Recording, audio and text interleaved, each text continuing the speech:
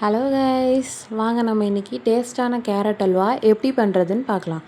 அதுக்கு நமக்கு தேவையான பொருள் முந்திரி, சர்க்கரை, நெய், கேரட், அப்புறம் ஏலக்காய். இதெல்லாத்தையும் எடுத்து வச்சுட்டு ஒரு பாத்திரத்தில் எண்ணெய் ஊற்றிட்டு அது கூட கொஞ்சம் நெய்யிலேயே ஃபுல்லாக செய்யலாம். ஆனால் எங்களுக்கு நெய்யோட டேஸ்ட் அவ்வளோவா சேராதனால எண்ணெய் கூட மிக்ஸ் பண்ணிட்டோம்.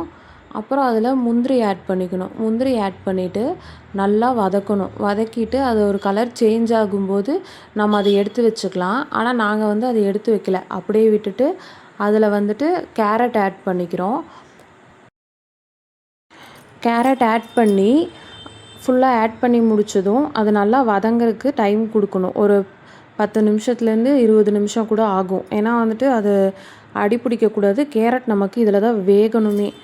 கைவிடாமல் கலக்கிட்டே இருக்கணும். அப்புறம் இதில் அந்த சர்க்கரையோட டேஸ்ட்டை எடுத்து கொடுக்கறதுக்காக லைட்டாக உப்பு போடணும், ஒரு பிஞ்ச் அளவுக்கு. உப்பு போட்டு இந்த கேரட் வதங்குற டைமில் ஒரு மிக்ஸி ஜாரில் ஒரு 4-5 ஏலக்காய், கொஞ்சம் சர்க்கரை சேர்த்து நம்ம அரைச்சி வச்சுக்கணும். இது நம்ம லாஸ்ட்டாக தான் ஆட் பண்ண போகிறோம். பாருங்கள், இப்போ கொஞ்சம் ஓரளவுக்கு கேரட் நமக்கு வதங்கி வந்துட்டுருக்கு. இதை அப்படியே நம்ம கலக்கிட்டே இருக்கணும். விட்டோம்னா அடி பிடிக்க ஆரம்பிச்சிரும். அதனால் பக்கத்தில் ஒரு ஆள் நின்று பார்த்து கலக்கிட்டே இருக்கணும். கலக்கி முடிச்சுட்டு கேரட் நல்லா வெந்துருச்சான்னு பார்த்துட்டு நம்ம அதில் சர்க்கரை ஆட் பண்ணணும். சர்க்கரை நாங்கள் ஒரு 1/4 டம்ளர் 1/4 கிலோவுக்கு கணக்கு வச்சு எடுத்து வச்சுருந்தோம்.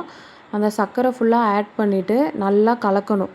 நம்ம சர்க்கரை ஆட் பண்ணதுமே அந்த சர்க்கரையிலேருந்து தண்ணி விடும்ல, அது நமக்கு அப்படியே ஜூஸியாக வந்துடும். ஆனால் நம்ம சர்க்கரை ஆட் பண்ணுறதுக்கு முன்னாடியே அந்த கேரட்டை நல்லா வேக வச்சிடணும். வேக வச்சுட்டு அதுக்கப்புறமா நல்லா போட்டு கலக்கணும். இந்த கேரட் அல்வாவை நான் ஒரு வாரமாக கேட்டு இப்போ தான் எங்கள் அம்மா செஞ்சு கொடுக்குறாங்களே.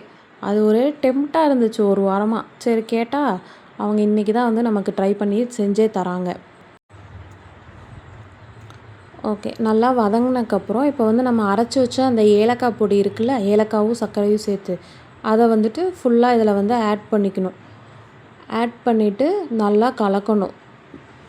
பார்த்திங்களா, அந்த கேரட்டோட கலர் சேஞ்ச் ஆகிருக்கு. ஒரு மாதிரி ஆரஞ்ச் ஷேடில் டார்க் ஒரு ரெட் ஆர் ப்ரௌன் ஷேடாக மாறி இருக்கா. அந்த அளவுக்கு நமக்கு கேரட் வெந்தால் தான் ஒரு டேஸ்ட் வரும். நல்லா சாஃப்டான ஒரு டேஸ்ட் கிடைக்கும்.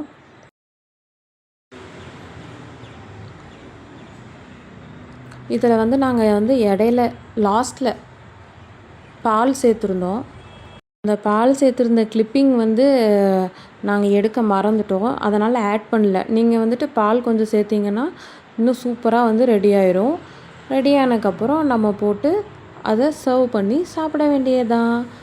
இதில் எங்கள் அம்மா இலையில தான் சாப்பிடுவேன் அப்படின்னு சொல்லிட்டு அடம் முடிச்சுட்டு போய் ஒரு இலை எடுத்துகிட்டு வந்தாங்க. எங்கேருந்தோ ஒரு இலை பிடிச்சிட்டு அதை அதில் அல்வாவை போட்டு சாப்பிட போகிறோம் இப்போது.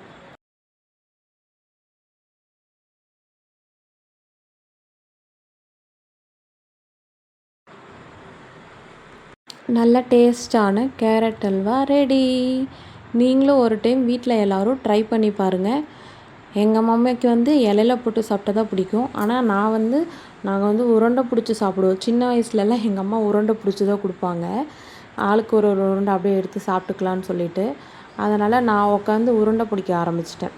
உருண்டை பிடிச்சி நாங்கள் அதை சாப்பிட ஆரம்பிச்சிட்டோம். ஓகே கைஸ், அடுத்து நான் ஒரு டெசர்ட் ட்ரை பண்ண போகிறேன்.